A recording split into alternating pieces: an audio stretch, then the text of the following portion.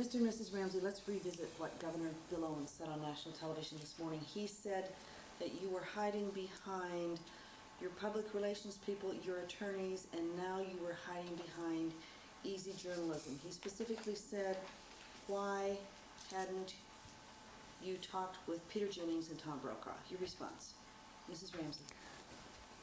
As a woman, I am appalled that he said that. I consider Barbara Walters and Katie Couric to be one of the two most professional, experienced journalists in our country today.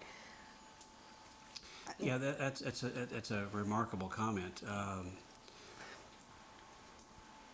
We specifically decided to go with Barbara Walters and Katie Couric because they are tops in their field and they're tough. And we didn't want to be criticized for not being challenged. They were open-ended interviews, no time limit, no restrictions. They demanded and got from us the right to ask us any question on camera that they chose to ask. We're not hiding behind anyone. And let me say one more time, we said this the last time the governor accused us of hiding behind our attorneys and PR firm. We have no PR firm. There were no attorneys present at the Barbara Walters interview or the Katie Couric interview. There are no attorneys present here today. And no restrictions. And no restrictions. Were you nervous about talking with either one of those newswomen? We respected them as journalists. We knew that they would be tough because the world expected them to be tough. We weren't nervous. There's no question that we could be asked that we're afraid to answer. The truth is easy. Truth doesn't change. It's not frightening. It's not anything. It's the truth, and that's all it is. What do you miss most about your daughter, Mrs. Ramsey? I miss her butterfly kisses. She used to come up and give me a little brush with her eyelashes on my cheek, and her little hugs and her spontaneity. She was a spark plug in our life. She kept the place rocking. Mm-hmm. It's a huge vacuum in our family, all of our family. It is said that no parent should ever lose their child. You have lost 2 children. Mm-hmm. How do you survive? You survive first because you have other children that need you to survive. It's not easy. That's the first thing that you realize, is that I can feel desperately sorry for myself, but I have other children that depend on me now more than ever. We still have 3 wonderful, precious children. We have a grandchild on the way, which we're thrilled about. And you keep going because you're their parent. You have to. And it doesn't mean that you keep going 100% all the time. There are days when I'm in bed crying my eyes out for the whole day. You know, it's kind of an up and down situation. It's not easy, but we're here with a mission to find the killer of our daughter. So yes, we will sit here as long as you'd like to sit and ask us questions. And tomorrow I may be in my bed crying myself to sleep. But I'm going to do that until we find this person. And there will be people who watch this and say, as you say that, we want to find the killer. They'll say, well, you are the killer. You know, Look, we're never going to convince cynics of the truth, so we don't try to. What we're trying to do is solicit help from the public to find this creature and to beg the Colorado officials to be at least objective and open enough to listen when that tip comes through. Then we'll find this person. What's going on with this hatred and obsession and fringe? I don't know. What we've learned through all this, we've come out of this realizing there are a lot of good people in the world. We've had wonderful people come forward and support us from all over the world. And even though you'd think that we would come out of this being hateful and want to go to a mountain retreat and fence ourselves off from the world. We realize there are some wonderful, good people in the world, but we also realize that there's some very fundamentally evil, bad people in the world. That's a fact. We were naive about that, but it exists. There are more good people than bad, but the bad exists. And we're never going to change that. And we're not trying to convince the bad people and the cynics and the hateful people that we loved our daughter and that we didn't kill her. We're trying to appeal to the good people and say, let's find this evil creature that's among us and put him away, because this person will kill another child. Do you want him to contact you? I would be desperate for a contact. At a minimum, please leave. You've done a crime that has captured world attention. Please tell somebody about it. Why? Because ultimately, we want to know who you are. And why does that person care what you think? That person, I'm sure, doesn't care what we think at all. I'm sure that person, we've been told that person was either very angry at me or was very jealous of me personally, and that's a heavy burden for me to carry. But this person should tell someone that they're the one. Mrs. Ramsey, do you want to ever talk to this person? The person you believe killed your daughter? Of course I would, because I'd like to know who it is, get them off the streets. And if I had the opportunity, I would sit down and look straight in the eye and say, why? Why did you do this to my child? Why? Let's go over some of the assumptions if we can. I believe you call them the urban myths in your book. And let's just go over them and get your responses. There were conflicting versions, Mr. Ramsey, that you read to your daughter that night or that you put her to bed and read a book. Which was it? We saw, there were a number of errors in the police report. That was one of them. I carried John Bonet upstairs. She was asleep when we got home. I put her to bed.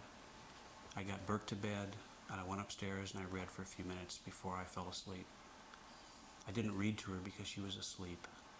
Okay. And Mrs. Ramsey, you are the one who last saw her Yes. in your family. The pineapple. What about the pineapple? The autopsy revealed pineapple, yet neither of you recall pineapple. Well, I've not specifically read the autopsy report, but it is my understanding that they are not definitive about whether the substance in her digestive system was pineapple or not. All I'm saying is that I did not feed her pineapple when we returned home from the White's house. She was sound asleep. She was put in her bed and tucked in good night. Yeah, we don't know if that's significant or not. All we know is what we've told the police, and that is that neither Patsy or I gave John Bonet pineapple when we got home that night. Had we been trying to hide something, it would be very easy for us to say, oh yeah, I remember, I gave her pineapple before she went to bed. Next question. But that's not what happened. Footprints outside the house. No evidence of footprints. I think it said no footprints in the snow.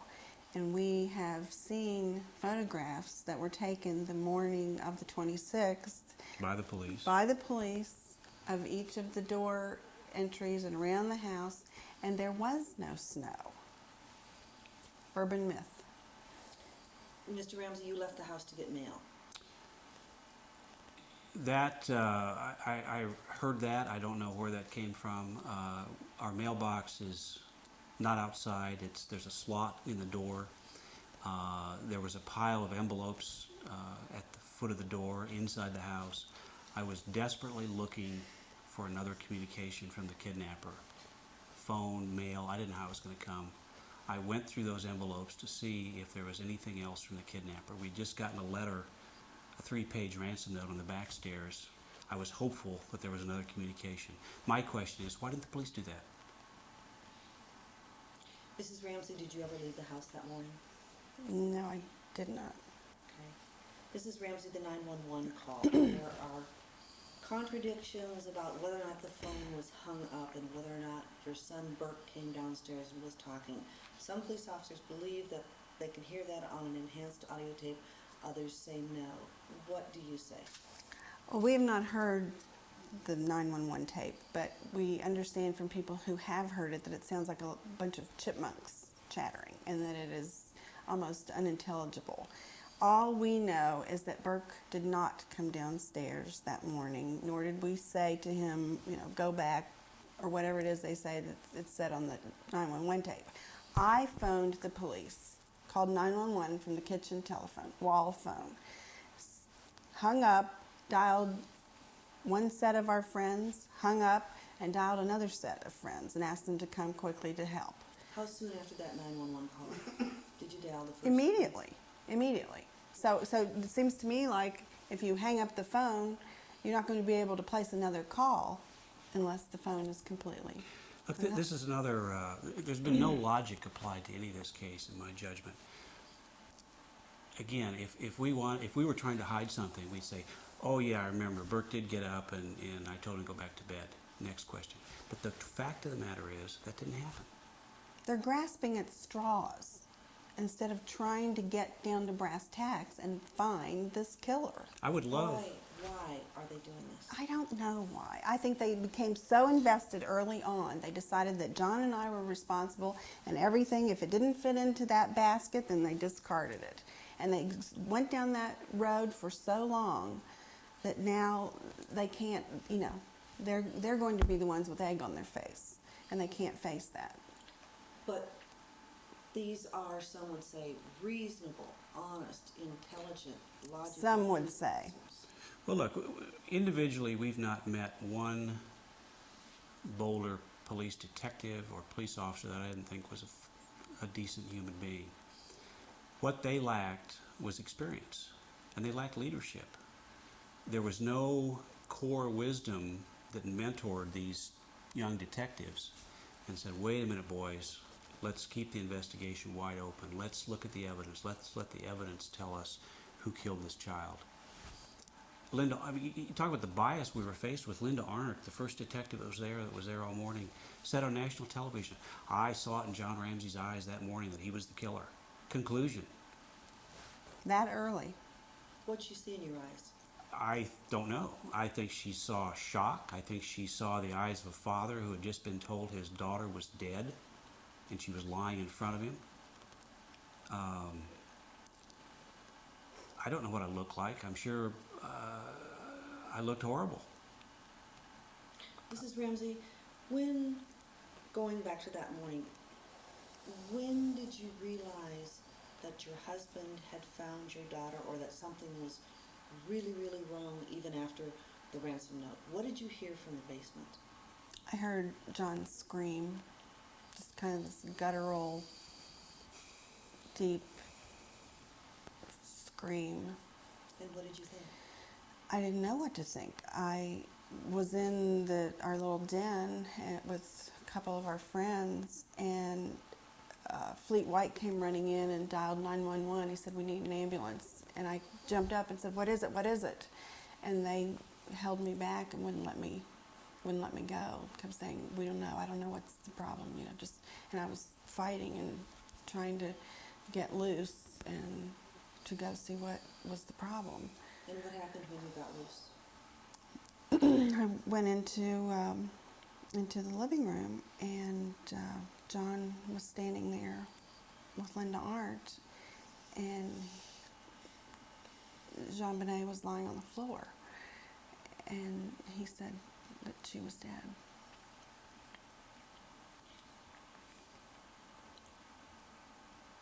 Mr. Ramsey, the police officers told you, or the police detective told you to search the house. Tell us about that, please. I don't remember exactly when it was that morning, but we were standing in the foyer of the house, and Linda Arndt asked me to take someone with me and go through the house thoroughly, look for anything that was out of the ordinary. Fleet was standing there, my friend, and we both went to the basement. and first went into what we call the train room, which is where we found the open window and the suitcase up against the wall. We looked there for glass, again, to see if we could find any glass, because the window was not only open, it was broken. Then I went to the room where we did find JonBenet. The door was latched. I unlatched and pulled it open, and knew instantly what I'd found. Tell us about that, please. Well, it was a rush of relief, but also fear, because her eyes were closed.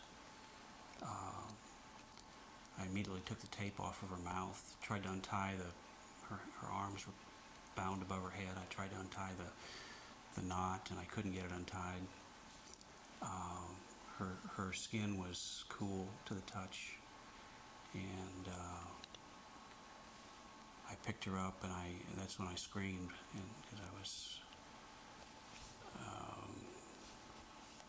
I guess, just realizing that things were not going to be okay after all.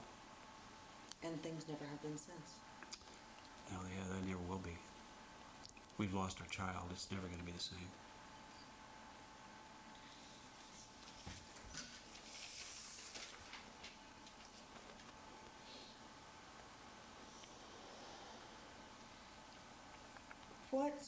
When is it that you finally came to the reality that there are people who do things like this?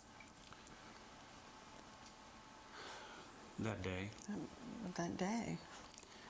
You read about crime in the paper, and you think, well, there must have been a reason, or it's not going to happen to you. And you kind of, we see so much crime on television. I think we almost put real crime in the same category as kind of make-believe that happens in a different world. This happened in our world, and for no reason that we know of. I hope that I have never done anything that has made someone so angry with me that they would kill my daughter. We don't think we know anybody that's this evil. But somewhere along the way, But our paths crossed with this creature. Somehow we got in their sights. I don't think it was a random act. No, I this think they person didn't just walk by our house that evening and decide to come in there. This was well thought out. What do you think, Mrs. Ramsey? What do you think happened? Did he stalk you that day? There must have been something like that.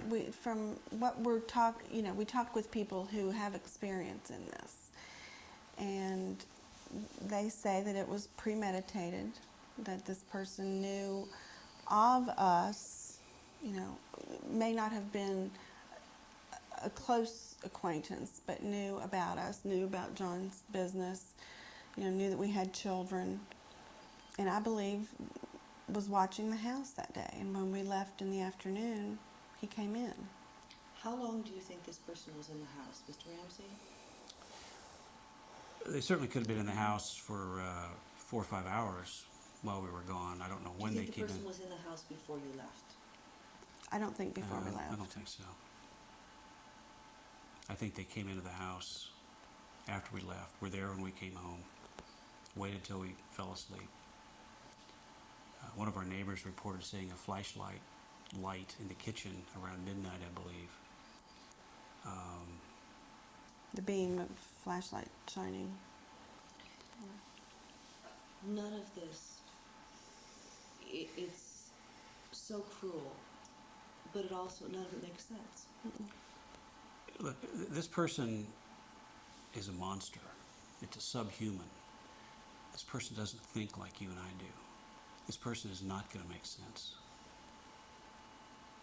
I mentioned to you before that I wanted you to look at the ransom note again and just go over what you know about the ransom note with us, if I can find it.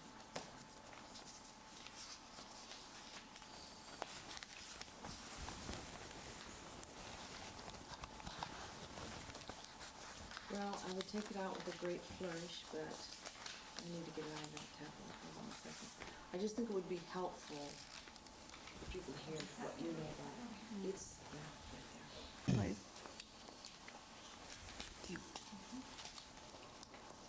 Thank you.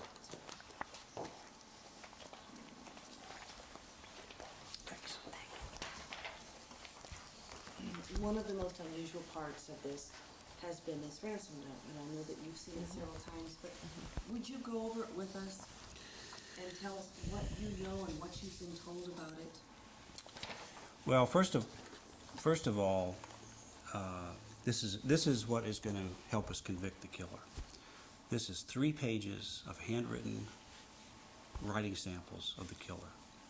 We've been told by experts that if we have a suspect and we get sufficient samples of his writing, they will be able to tell conclusively with this much of a sample that the person wrote that note. So this is a huge clue. Why it was left, I don't know. And let me just interject at this point. Mrs. Ramsey, it's my understanding that the Colorado Bureau of Investigation took your handwriting samples to the Secret Service. Do you know the results of that test? Definitively? No, I don't. I just know we had experts do the same kind of testing, and it's my understanding that the people that we used trained the people from the CBI, Colorado Bureau, that administered the tests. And they, on a scale of 1 to 5, with 5 being absolutely no match, I ranked at a 4.5, with 1 being a perfect match. So, you know. Yeah, we don't know the results of the police testing. We've heard that they're at best inconclusive. The governor said this morning on national TV that you've seen all the evidence in the case. Oh, We I have would not be seen desperate. all the If there is evidence we haven't seen, I would ask the governor to please let us see it. Please let our investigators see it. Right. What is it that you want to do with regard to this case? What we are desperate to have happen now, we've gone for 3 years. Only my family's been investigated. The grand jury refused to indict us. And it takes very little evidence to indict someone. All we've done is gotten back to the beginning. But we don't want it to be the end. I'd like for political ambitions to be put aside. I'd like for egos to be put aside. There are no apologies needed, but let's get on with an investigation. Let's staff this investigation with seasoned, experienced homicide investigators, the best we can find, the best we can. How do we know that it's just because you don't like the outcome of what Boulder police have decided, that you're under an umbrella of suspicion, that you just want another chance? They can investigate us. If the governor would put together a seasoned investigative team to start over, go back through all the leads, all the evidence, we'd They be can start fully all over cooperative. again. Right. And they can investigate us again if they want. That's fine. But please don't just investigate us, because if you do, we're never going to find the killer. There is lots of evidence. There is a lot of evidence. The Boulder police did a wonderful job of collecting evidence. Thank goodness. And that doesn't change. Evidence is evidence. We've got it. We've got But we DNA need that to hasn't follow been the identified. evidence and do some follow-up investigating, not just dead end with John and Patsy Ramsey. Let's go over the ransom note. What do you know, what have people told you about phrasing or anything else in the ransom note? Well, there's obviously a couple of references, I think, to something that people think came from a couple of movies, which would lend one to think that it might be maybe a younger person who watches a lot of movies. Are you surprised that there are no swear words in there? I mean, if there's a huge degree of hatred for you. Yeah. Yeah, I hadn't thought of that. No, that is surprising. Nor is John Bonet's name mentioned. All they say is, "We have your daughter." They don't say, "We have John Bonet." Yeah, which makes me wonder, if it's someone that did not know us well enough to know what her name was. But we've been told that there's a lot of movie talk in here. This person liked movies. They may have seen the movie Ransom, which was playing in Boulder At the time. at the time. And there were some similarities between Ransom and your life in terms of the profile of the people involved. The billionaire. Have you ever seen the movie Ransom? No, I haven't seen the movie. Okay, well then. yeah, I've been told that it's very similar. Apparently, there's Clint Eastwood movie lines in this thing. We don't watch the movies that much, so I was perplexed at why 118,000. Why not $1 million? I mean, why not? If this, but there's It's an only unusual this number. madman knows why. And of course, the supposition was that that was the amount of your bonus. That was a supposition I put forward early on as I looked back to try to figure out what that number meant. I offered that up to the police and said this possibly could be the case. I don't know that it was. Who knows? I mean, only the killer knows, and this is a deranged individual. Mrs. Ramsey, how many times did you have to write and read this note? Oh, I think I gave 5 or 6 handwriting samples. And they were extensive. We wrote and rewrote this note, which was terribly Right-handed, painful. left-handed, with different pens, different, angles, everything. Did they ask you to read the note?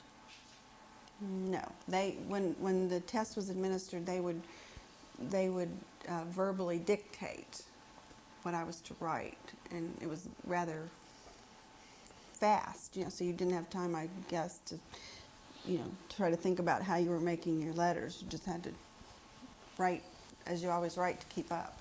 What do you think happened in your version of when the intruder broke in, how the intruder broke in, when the intruder wrote the ransom note, and when the intruder kidnapped Jamine? And do you think that the intruder wanted to actually take her out of the house, was actually going to kidnap her? We've been told by seasoned investigators that this is what it appeared. It is what it appeared. It was an attempted kidnapping.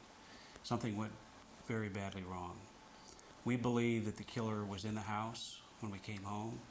We believe the note was written before Jamine was killed. Whether it was before we got home or after we went to bed, we don't know.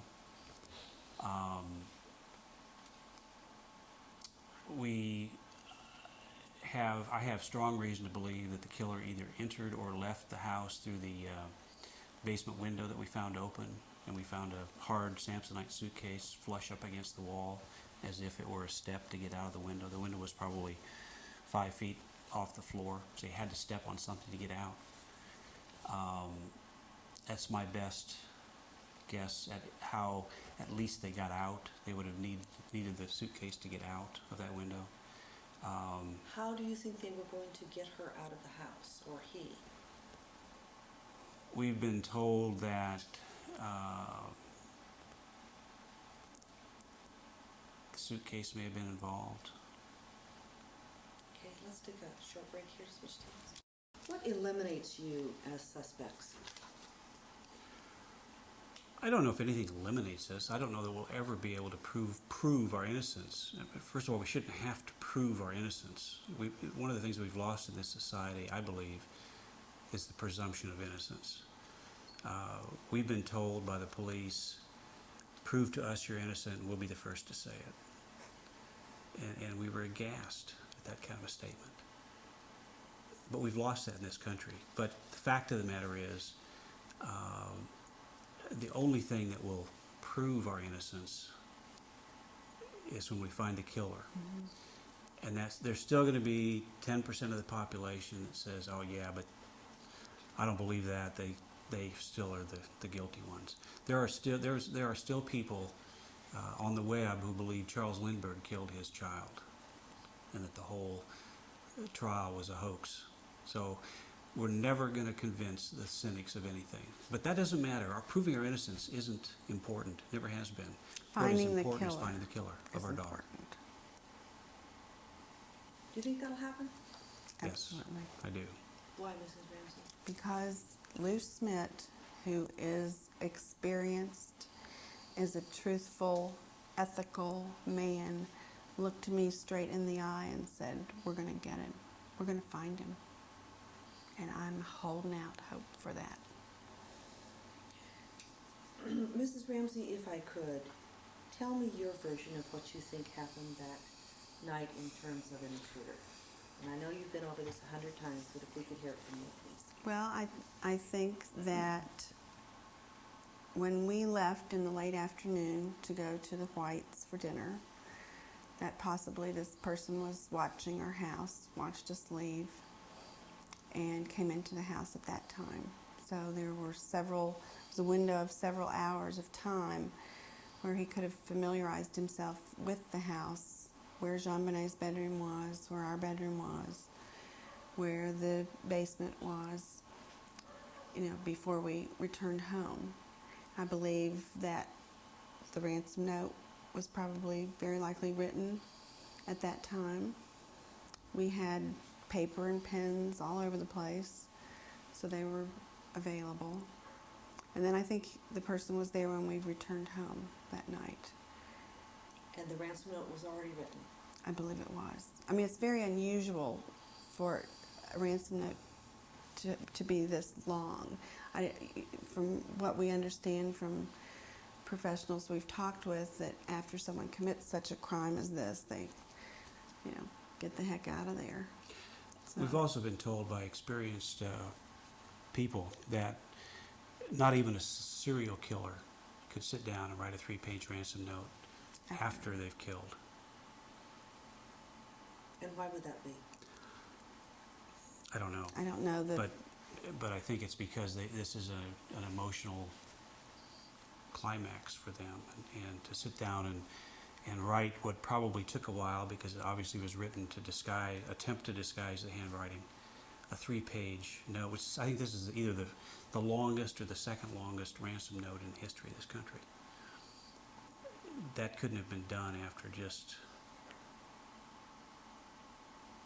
murdering a child by anyone. We're told. Talk to us a little bit about that, Mrs. Ramsey. Your child's been killed brutally, and then someone writes out this ransom note. Why do you think that that's not feasible? Why do you think it was written before?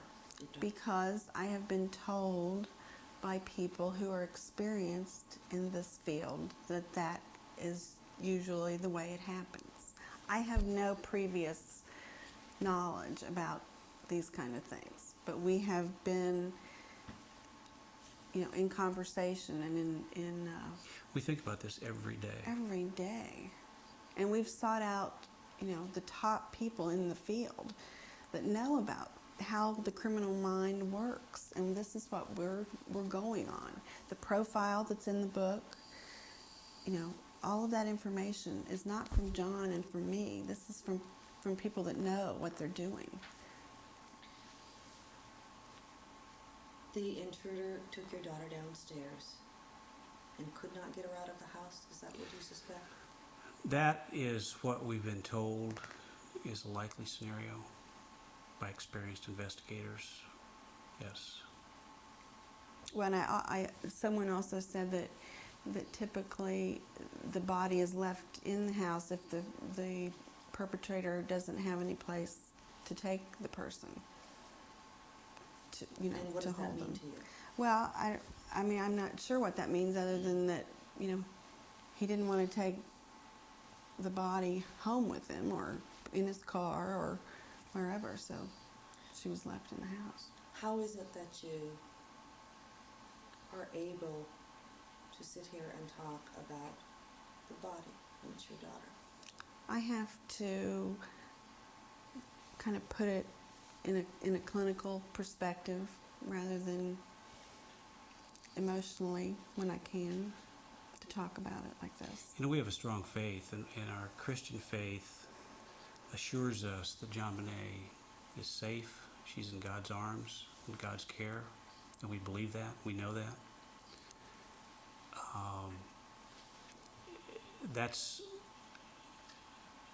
That's our belief, and that's our hope. What about your daughter Beth and your daughter JonBenet? What do you hope? I know I will see them again. That's what I know, and I believe that, and I look forward to it. Mrs. Ramsey? JonBenet used to say, we talked to JonBenet about Beth. Of course, she was just an infant when Beth was killed in the automobile accident. I remember one time holding her on my lap in an airplane, and she looked out at all the puffy clouds out the the airplane window, and she said, "Mommy, which cloud is Beth on?" And I explained, took that opportunity to explain to her about God and about heaven and where we go and where we die, and that we would all see Beth again, and then that we would know where she is. So I believe Beth was there to greet Jean-Benet when she crossed over into heaven. Mrs. Ramsey, if you thought your husband had killed your daughter, finish that sentence. We wouldn't be sitting here having this interview right now. He would be behind bars. Mr. Ramsey? The police asked that question of me. They said, hypothetically, if Patsy did it, or you thought she did it, would you turn her in? And I had to think about it, because I never even thought about that. Because I tried to give him a thoughtful answer, and I thought, and I said, yes, I would. Absolutely. You turn her in? Yes. Without question. Your love for a child is unconditional. Your love for a spouse is conditional. And there's no question. I mean, I would do anything to protect my children. It's instinctive. Just very briefly, if we could talk about the stun gun and the possibility of exhumation. And you said you did not want to do that because? Well, it was brought up early on when we learned that a stun gun was involved, and I was asked by our investigators. They said if this needs to be done fairly soon, or the opportunity to do so will be gone, it would be possibly helpful, possibly not. And I just could not bring myself to say, yeah, let's do that. I mean, my child was at rest. She was at peace. We'd laid her to rest. And I couldn't bear the thought of that. Even if it meant helping to find the killer? I wasn't convinced that it was conclusively going to help. They have photographs. They have Experts They that have have said enough this that is they know. very compelling. Yeah. Dr. Doberson, I think in Colorado, who's a leading expert on stun gun wounds, has viewed this and said it's very compelling.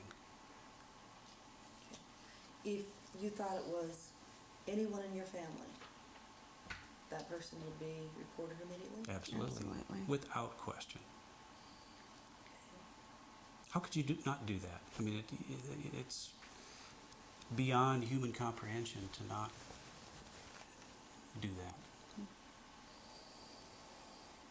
What is it that you were actively trying to find the killer?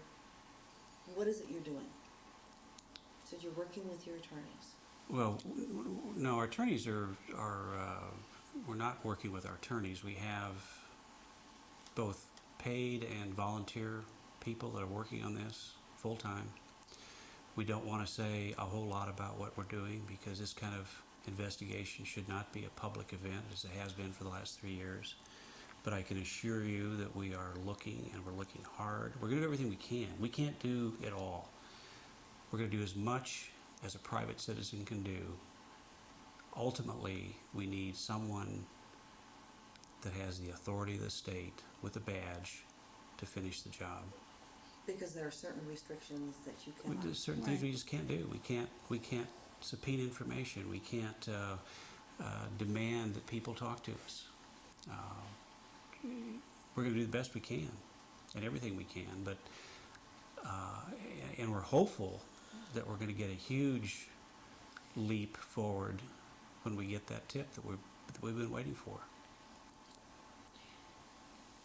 And this is a tip that you hope will come into you and your people? I don't care where it comes. We've asked people to call us, call the Boulder Police, call your local police, call the FBI. All we hope is that whoever they call is receptive enough to listen. See, the person that calls is probably or possibly not going to be who you expect to call or who you want to call. What do you mean? Well, we've seen a number of calls come in where the response has been, well, they're just strange people. You know, they can't be taken credibly. You have to listen to every call.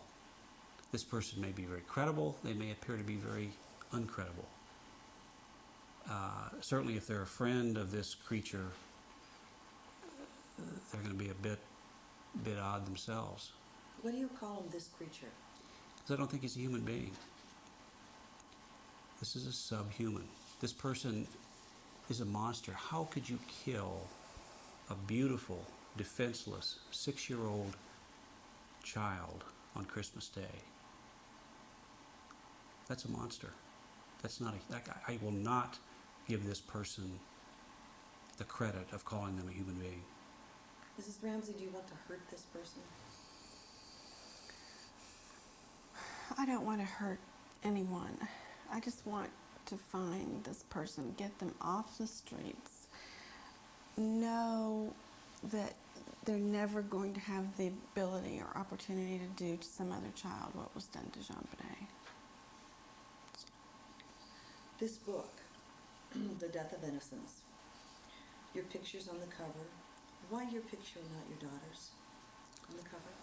This is our story. I mean, there have been, I think this is now the 10th book, I'm understanding, that has been written about this case. You know, we are the only ones that know what has happened to us since Jean Benet's death. No one else. This is a story only we can tell. You know, I was even a bit uncomfortable putting her picture on the back. Why is that? I don't want to violate her privacy any more than it's been violated. But we wanted people to read the book and get to know the real Jean Benet. Jean Benet was not a 6-year-old beauty queen as she's been characterized in the media. She was a wonderful child. We knew she'd be special. She took dancing lessons, tap dance lessons, acting lessons. She was learning to play the violin. She took piano lessons. We had her signed up to take rock climbing lessons. She did a lot of things. She was a ball of energy. And we knew that she was going to be very special in this world someday. We had no idea she was going to be special this way. And how is that? Her name's known around the world.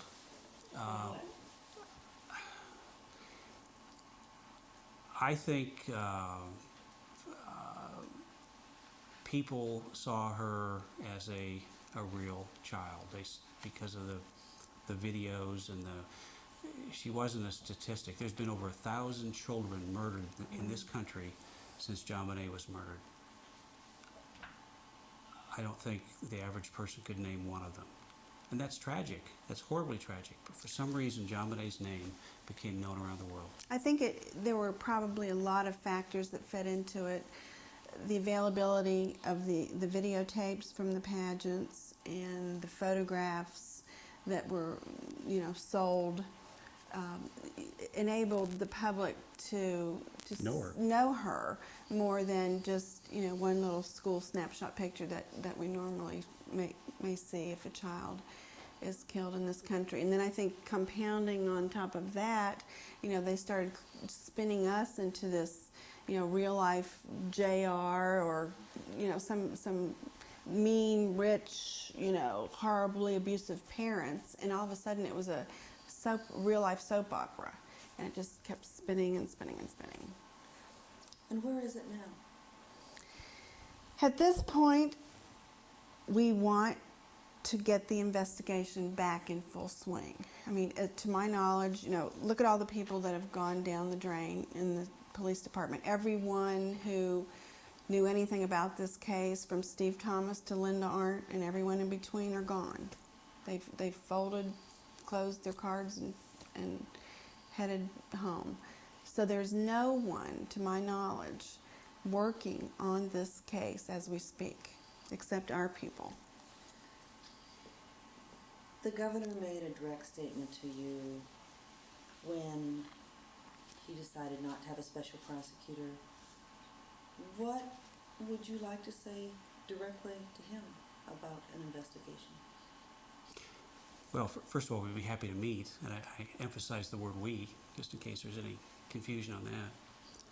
But we'd like to meet to encourage you to put a robust, qualified, objective, competent team of investigators together, go back to the beginning,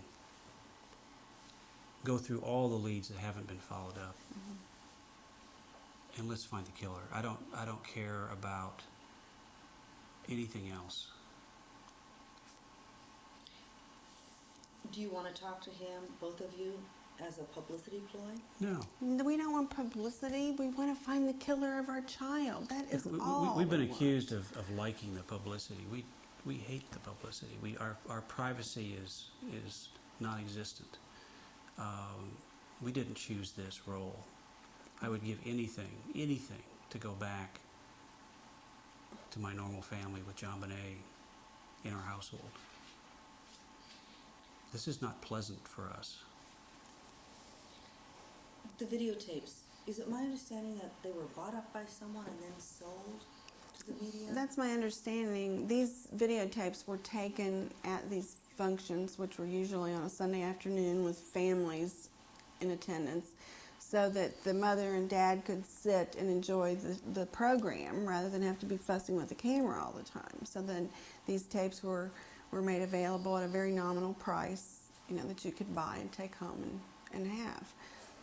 Then they became, people right away started seeing that they could make a buck, on all of this. So all this stuff was offered up, for a price to the tabloids and to news stations, et cetera, et cetera. And I think one of the tabloid reporters somehow got all the rights to all of the videotapes, and he's, every time something is run, he gets a little, royalty on it.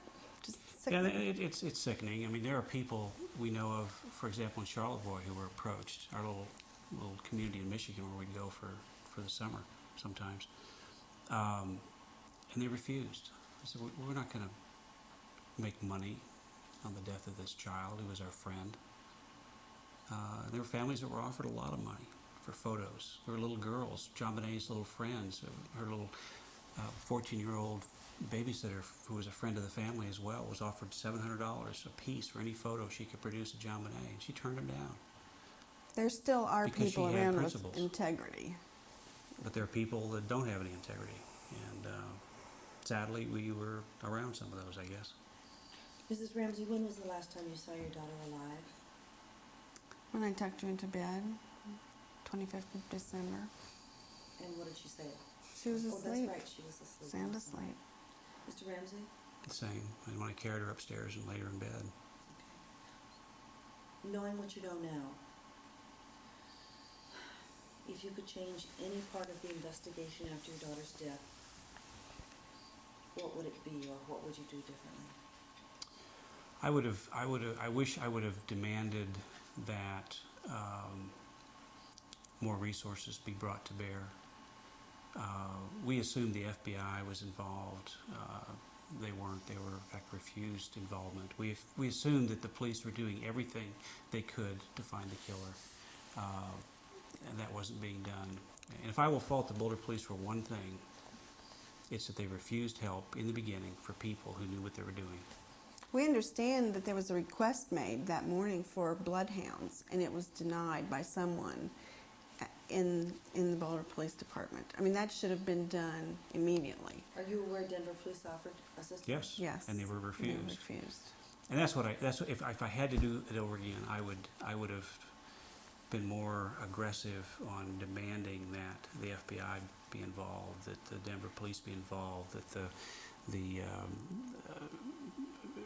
that we not just rely on what turned out to be inexperienced and biased police to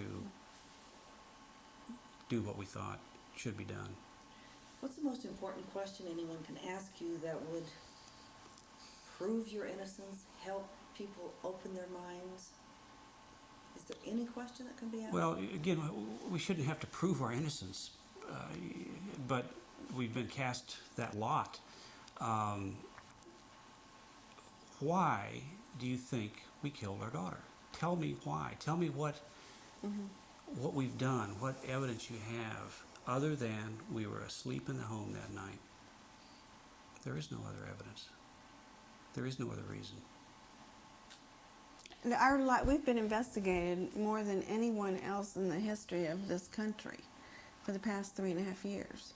They know everyone we've ever gone to school with, you know, everything about us. And there's nothing that shows that we are the type of people that would do something like this to a child. It's just not, it's not there. What did you want for Beth and Jean-Bonnet as kids that grew up to be adults? What did you want for them? I wanted the world for them. I wanted to give them the world.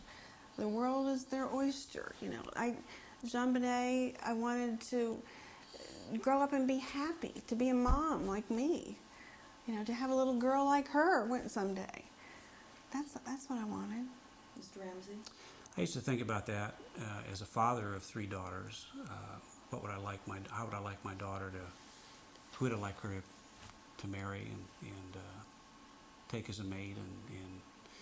And what I realized was that what was most important was that she be happy, and that she loved this person and this person loved her. Beyond that, it didn't matter. It didn't matter if they were rich or poor or what. But if they loved each other and they were happy, that's what I wanted for my child. In a sense, up until Beth's death, you all have lived the American dream.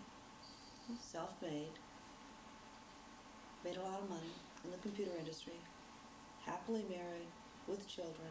Tell us about that. Well, you know, in this country, we're so proud of that anyone, you know, from any walk of life can achieve the American dream. I mean, I came from a normal American family in West Virginia, not a wealthy family, a comfortable family. Same with John. He grew up in Nebraska and Michigan, you know, not a wealthy family.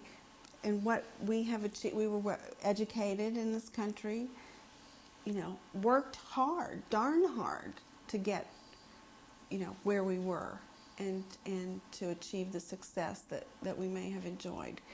But suddenly, when somebody achieves that American dream that we're so proud of, you know, we're the first to knock the feet out from under them. We say, you know, we don't like that after they've achieved the dream and we haven't. You know, we don't like that. And we've been persecuted probably more because of that than if we'd been, you know, something else.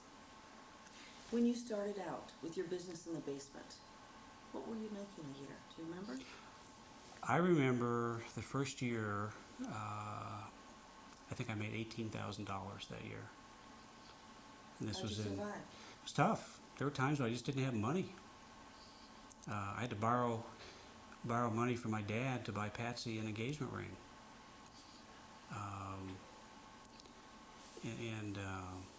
But we thought we were okay. You know, we Why'd you go with this kept man gas in the with car. no potential? You know, people have asked me that, and I think the thing that I observed in John early on was that he was so kind to his children. He had 3 little kids when we started dating. And I remember after he'd asked me to marry him, my parents, you know, talking to me and saying, now you understand that you're buying into a package deal here. You know, there are 3 former children, and if there is, you know, $10 left in the bank account, you know, they're going to come first. You know, we wanted you to understand, you know, what you're buying into here. But he was so kind to those children, and I mean, wherever we have been in the world in our 20 years of marriage, you know, at a certain time every evening, he was on the phone to those children. And that means a lot, because I remember thinking to myself, you know, he'll be a good dad. He'll be a great father to my children. Let me just scan over this. Oh, one other thing I wanted to ask you about is lawsuits. Currently, who are you involved in lawsuits with in terms of libel? We just recently announced the settlement of a case we had brought against the Star magazine. We're not under condition of the settlement allowed to talk about it in terms of the amount or the conditions. That's the first of what will be many. I believe as we speak, our attorney's filing a suit today against the Globe tabloid. We're just getting started on that. Oh, and the Inquirer, the National Enquirer? Anything? Stand by, as Linwood would say. Stay tuned. I Stay don't know. tuned. We have, we could keep a building of lawyers busy for 5 years with the amount of slander and libel that's been thrust on our family. They have to be held accountable. You know, it is just not, you talk about hiding behind things. The First Amendment, freedom of the right to free speech, has been, taken way out of context. And people should not be allowed to get by with the things that they have done and said to us. And if we don't fight it, what's going to happen to the next family? It's just uncalled for. We're going to take a quick break, and this should be our last tape. Why would God let this happen to you? I don't know. I'm sure He has a master plan that's underway. I think what it says right in the Bible, what man has meant for evil, God will use for good. I don't think God wanted this to happen. I think He cried right along with John and me when Jean Monnet was killed. But He will use it in some way, make something good happen from this. What has this done to your marriage? In a lot of cases, statistics show that people break up when there's a child's death and it's violent. Yeah, I've heard that, and based on our experience, I suspect that the reason for that is that you become very self-focused. This has happened to me. I'm devastated. I'm crushed. Poor me. And if you let that go too far, your spouse can't respond because she's feeling the same way, or he. And I think what Patsy and I have been able to do, first of all, when one of us is down, one of us has been up. That's been very, I don't know if it's coincidental, but it's made things work. And we've realized, I think, that we both suffered deeply, and that we can't sit back and pity ourselves individually. And I look at Patsy and I know how deeply she's suffered and hurt, because I know I've done the same. And that's really strengthened our love, I think.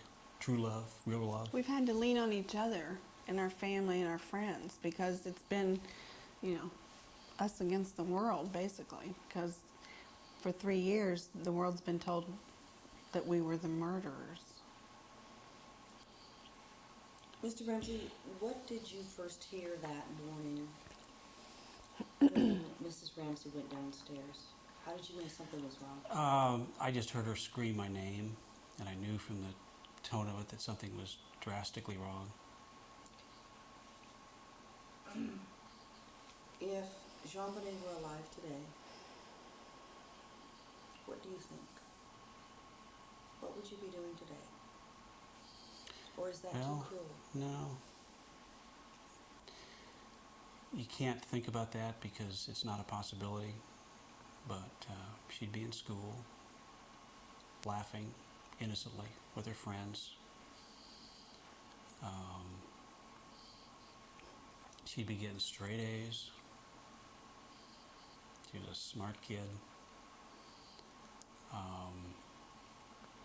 But She'd be loving life, You can't think about that. Yeah.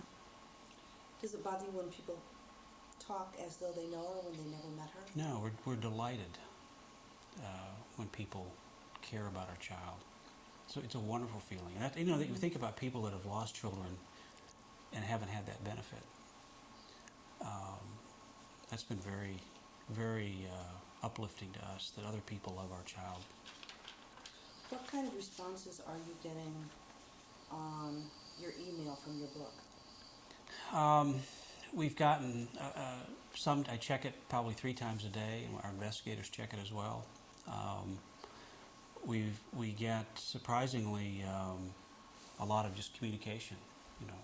I'm glad I found a way to tell you, and 9 out of 10 are either I wanted to tell you I believed in you and to hang in there, or We're praying for you. I may have thought you were guilty, but after seeing more clearly what went on. I believe in your innocence. 1 out of 10 is off the deep end, hateful, violent, and a few are tips, interesting tips. Mm-hmm. What, are there any leads that you consider good leads from the money offered? We have some great leads, Mm-hmm. absolutely, and we're pursuing them. Can you talk about them? Not at this point. We don't. All we want the killer to know is that we're stalking him, and you're not going to get rest. You're not going to get peace. Just beware. Be aware.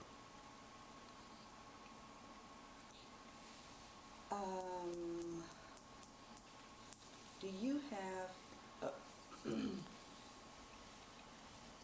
the bedwetting issue, Mrs. Ramsey? We've heard you talk about that before, and your stage 4 cancer, and comparing the two. What about the bedwetting with Chambray? It was not an issue. I mean, I've said this before.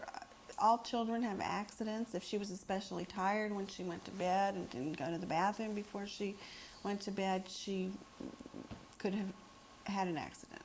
You know, it was few and far between. It was not a big deal. All 4 of our other children had similar experiences. You know, that was made much too much of something It's of nonsense. nothing. Absolute nonsense. Few and far between means what? Oh, I don't know. I mean, I didn't keep track, you know. Not enough to be alarmed, enough to even speak to a doctor about it. Okay. All right. Is there anything else that either one of you would like to add with regard to